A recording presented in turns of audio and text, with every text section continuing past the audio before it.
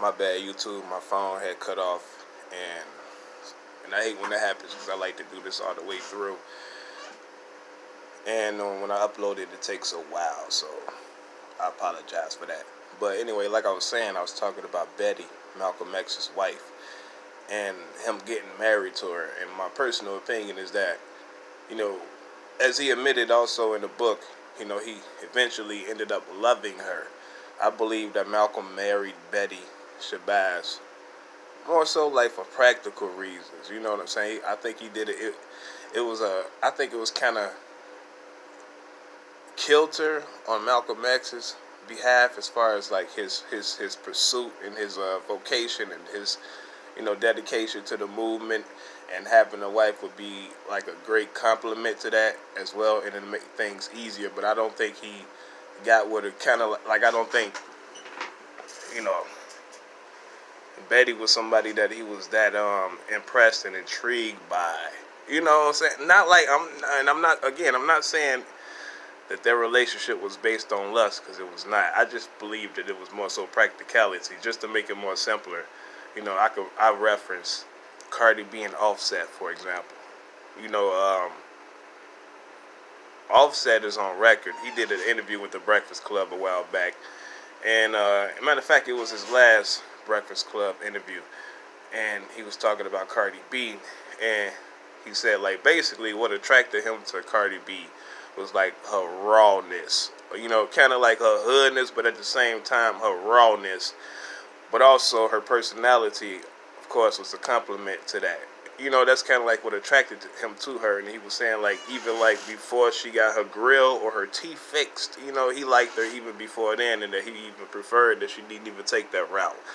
You know what I mean? For lack of a better example, that's kind of like one of them using a comparison when it comes to Malcolm X and Betty Shabazz. Like it's just, I feel like, and I'm not relegating Betty Shabazz. I just feel like she was more like he kind of perceived her as befitting to him. You know what I mean? For the most part.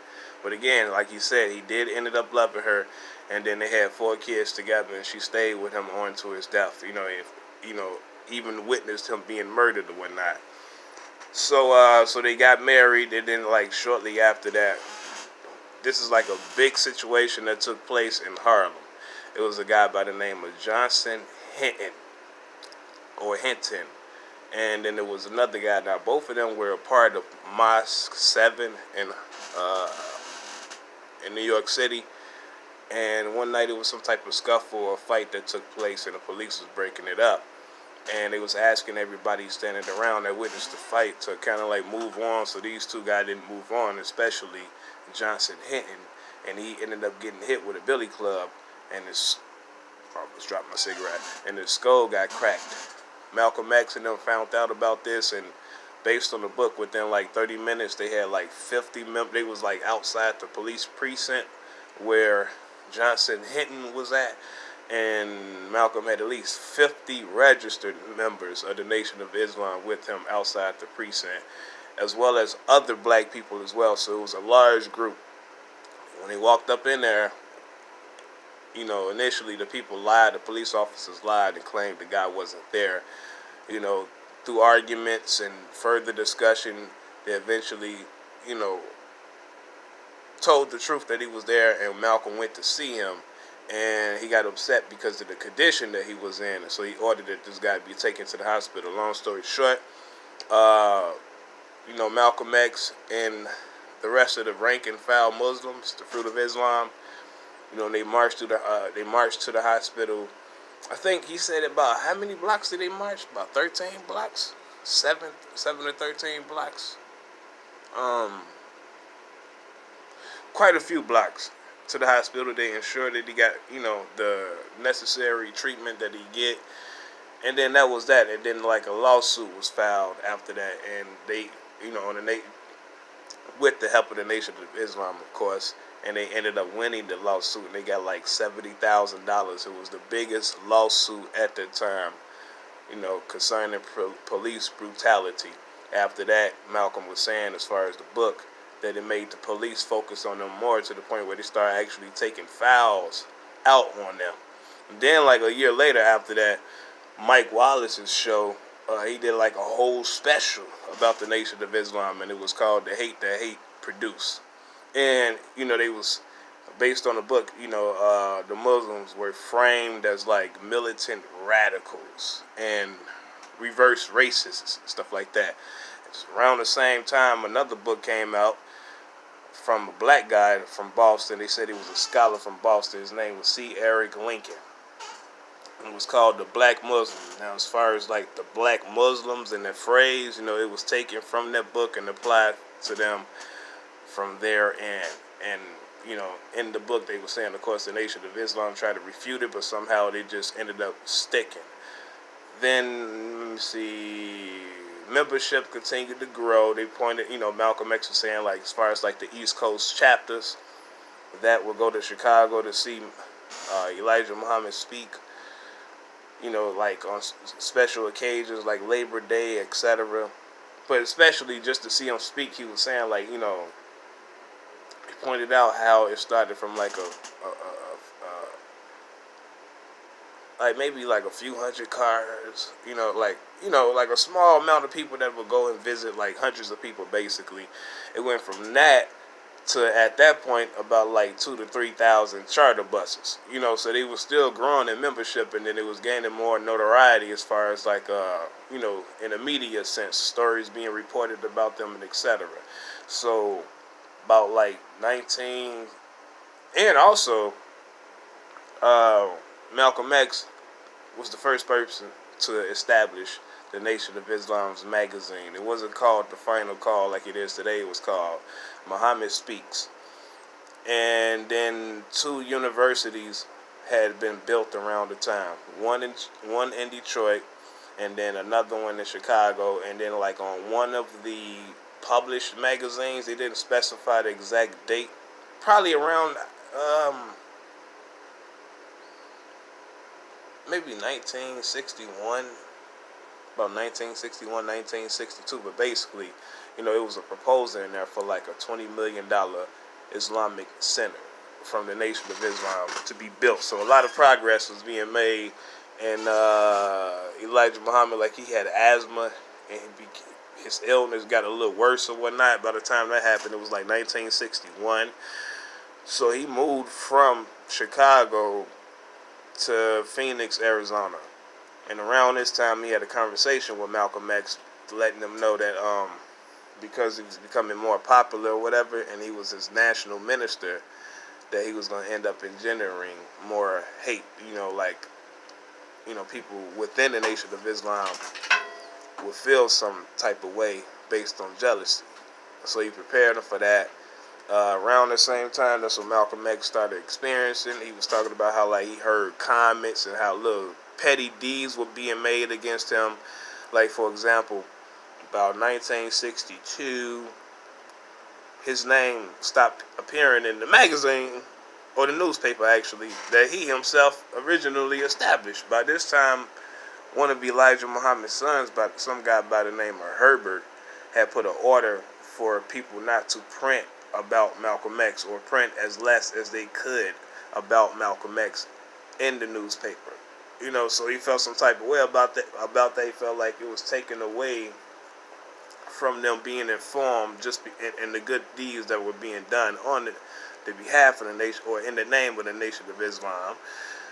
And how, like, it was kind of like a slap, like it was petty, so like by 1963, he started doing petty stuff as well. He stopped, like, allowing money to some of the ministers and assistants of Temple 7 in New York, for them to go, like, build other temples elsewhere in places where, they gained more converts, where people were listening to them and had enough of them to where they could build another temple. Malcolm kind of like curtailed, giving some of his assistants and ministers money in New York because of the pettiness that he was dealing with at the same time. So I think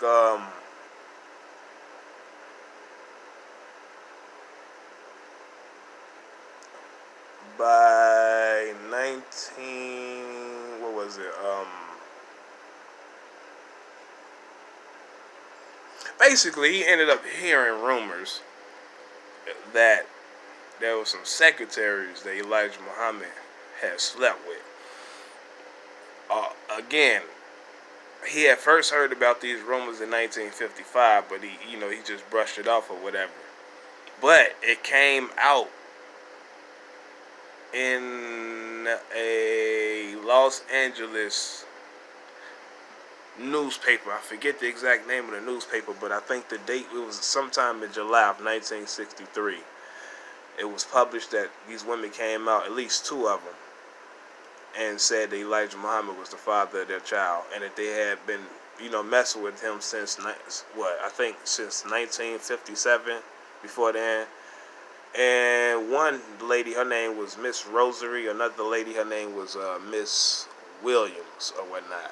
So that kind of struck Malcolm, even though at this point he didn't have the conversation with Elijah Muhammad personally, but it bothered him because of what I was saying like earlier with the whole like what he refers like a spiritual connection within their movement that held everything together. Like I say, I understand it. I look at it more so like as a certain atmospherics. You know what I mean? He felt like that was, potentially broken or tainted because of that, if that turned out to be true.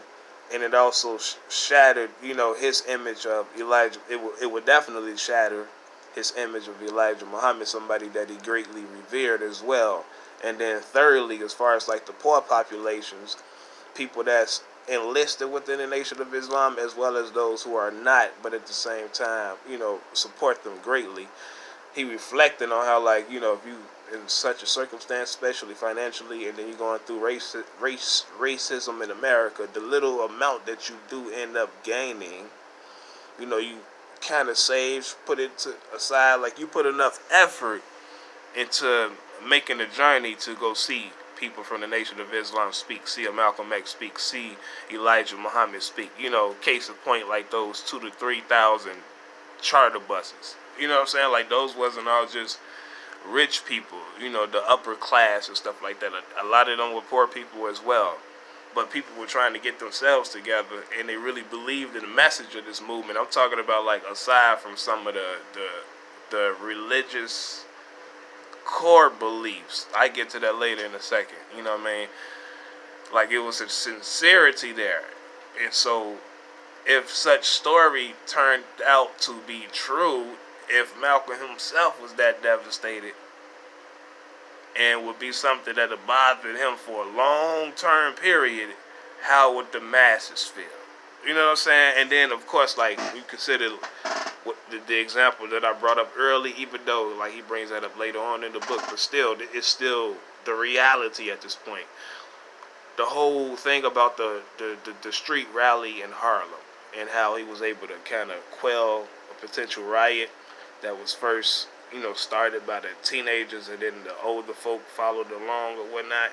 Now, I'm just saying, like, if you take from that, and use that as a measurement within itself, that there's a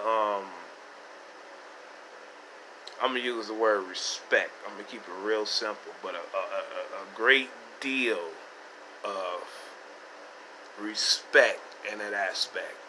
You get what I'm saying? Which means there's a lot of emotion attached to that. Of course, the teachings have something to do with it as well, and the sincerity and the passion of this movement. But all of these factors are connected to that. So Malcolm himself being completely distraught at a reality like that, and him being made to feel even more unsettled by the recognition in his head of how, in consideration of how the poor would feel, based on everything that I just explained. So it was something that was bothering him, so he took it upon himself to get a little bit more clarity. Now, one of Elijah Muhammad's other sons, his name was Wallace D. Muhammad. He was an Orthodox Muslim then as well. And Malcolm pointed out in the book how him and that guy had a really close relationship. So he decided to visit him. He wanted to speak to Elijah Muhammad as well, but he's decided to visit him and And when he got the opportunity to do it, and they had a conversation, Malcolm suggested that they come up with like an argument to make sense, and at the same time defend Elijah Muhammad, thus the Nation of Islam, but thus allay the emotions of everybody that follows and supports. You know what I mean? So he thought about, you know, Wallace D. Muhammad initially was, he was kind of like, Elijah Muhammad is not going to really accept any type of help any type of help in that regard or whatnot. Malcolm felt he was crazy, but eventually it ended up going through the Quran and the Bible, trying to find examples of biblical figures who have sinned, but in the book they say the good deeds outweigh the bad ones, basically. So he referenced Lot, Moses, Noah, I think David as well. And so that was like an argument that he had in mind, that he felt like that possibly could like build a bridge, you know what I mean, and mitigate whatever damages that comes along with the news of Elijah Muhammad. So after Wallace D. Muhammad, Malcolm found out a little bit more. It was more than just two secretaries. So eventually he took it upon himself to go visit these women and find out if it's really true before speaking to Elijah Muhammad. In this quest, he broke one of their laws, like, because these women were also punished internally within the Nation of Islam, and they were isolated, for adultery. So Malcolm X wasn't supposed to go see them in the first place. But anyway, he went ahead and he met these women, and they basically told him that all of that stuff was true. And then they gave him additional information, which, hurt his heart as well. They was telling him, like, okay, yeah, Elijah Muhammad in private would say, like, you're his greatest minister, but at the same time, he feel like you're going to betray him and this and that. He kind of spoke badly of Malcolm X, questioning his integrity, basically. And Malcolm became a little bit more distraught after that. Then after that, that's when he finally met with Elijah Muhammad in Phoenix, Arizona. It was a phone call, actually, at first, and Elijah Muhammad let him know he wanted to speak to him in person in Phoenix, Arizona. So eventually he went down there, and they were walking. In the book, they said like they was walking outside around his pool, and right before Malcolm could utter a word, no. I'm trying to remember like the exact dialogue. Basically, Malcolm either asked Elijah Muhammad if those were true, and right before Elijah Muhammad responded, Malcolm kind of cut in, letting them know, like,